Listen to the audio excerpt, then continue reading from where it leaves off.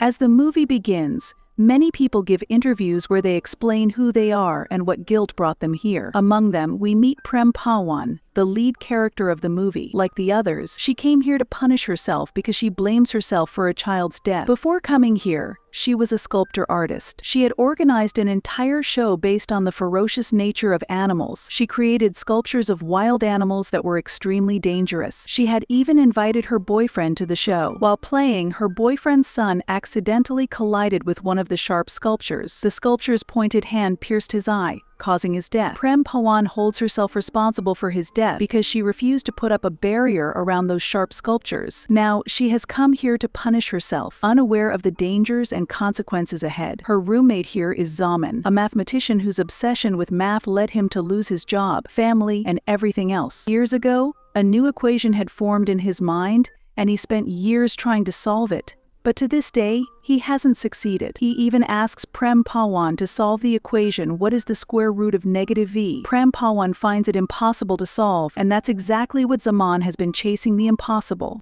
To lessen the burden of feeling like a failure, he also ended up here. Now, we meet the master of this place, who runs the entire organization, or this prison. Though the creator of this prison is unknown, the master himself is also a prisoner, and he leads a group of inmates. This prison is a tower-like structure with over 362 floors. Every day, food starts being distributed from the topmost floor, which is counted as floor 1. The food distribution begins here, and then moves down floor by floor. The master's group, known as the Loyalists, oversees this process. The Loyalists make sure that food reaches all the prisoners on every floor. But there are others in this prison who don't care about anyone else. As the food reaches lower floors, it often runs out, leaving the prisoners on the lower levels starving. Those who don't care about others' food are called barbarians. The barbarian platforms are ruthless, and they will do anything for their food, even kill someone. Meanwhile, the prisoners on the digital platforms mostly die from starvation. One of the most interesting aspects of this place is the role of the master. He ensures that everyone gets equal food,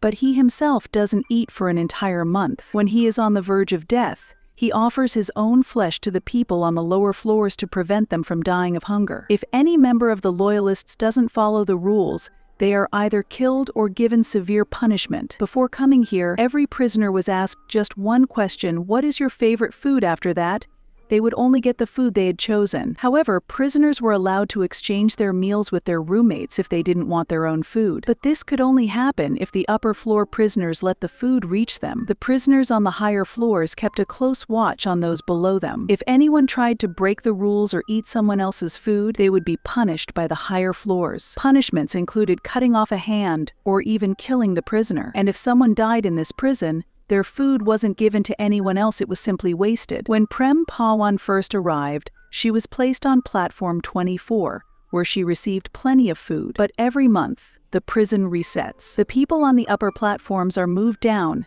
and those on the lower platforms are moved up, so everyone gets a new platform. When Prem was moved to the 174th floor, very little food reached her. Even here, the Loyalists enforced their rules, requiring them to leave some food behind, so that the prisoners on the floors below could eat. People who refused to share their food were punished by the Loyalists, who reminded them that, look, there will come a time when you end up on the lower floors, and if no one above thinks about you, if no one saves food for you, you might die. The Loyalists understood this, but the barbarians would eat everyone's food, even if it meant sacrificing others, including the Loyalists themselves. Anyway, now the time for the shift had come, and everyone's platforms were changed. This time, Prem Pawan and Zaman were placed on the 180th platform. By now, licking empty plates would have been considered a blessing. After staying hungry for 20 days, they still had 10 more days to go before the next shift. But they couldn't trust the shift either. What if they ended up on an even lower platform rather than a higher one? Zaman couldn't take it anymore. His condition worsened by the day, and he finally decided to end his life. He set himself on fire. The burning pieces of his body fell to the lower platforms, and the prisoners there didn't care that it was a human body. To them,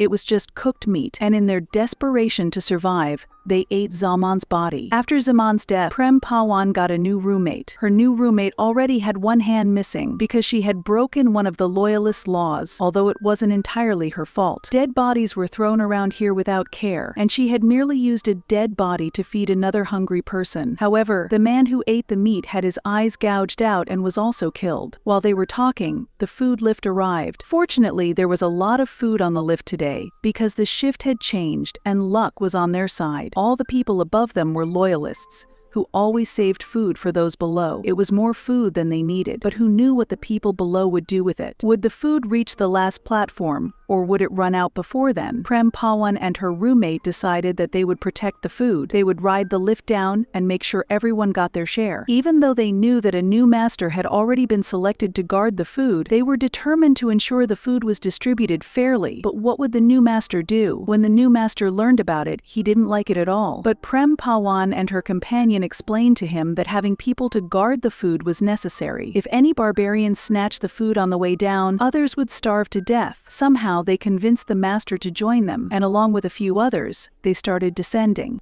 They decided they would fight the barbarians and kill them. The fight was fierce. Everyone attacked each other like wild animals, as if they were ready to tear each other apart. But the Loyalists didn't give up. With their strength, they defeated the barbarians because there were fewer of them. Many of the prisoners who had lived on the lower floors had already experienced hunger and the desperation it brought, so there were more Loyalists, making it easier to defeat the remaining barbarians. However, something unfortunate happened to Prem Pawan and her companion. Their floor was originally 51, but because of the fight, they couldn't return and got stuck on a lower floor where there was no food at all. Prem Pawan's companion told her not to worry and revealed that there was a way out. When the platform shifted, a gas was released, causing everyone to fall asleep. If someone could resist the gas and stay awake, they could escape. They just needed to survive one more month. They waited anxiously for the next shift, but before that, the Loyalists decided to punish them because they had broken the rules. Since Prem Pawan's companion had broken the rules for the second time,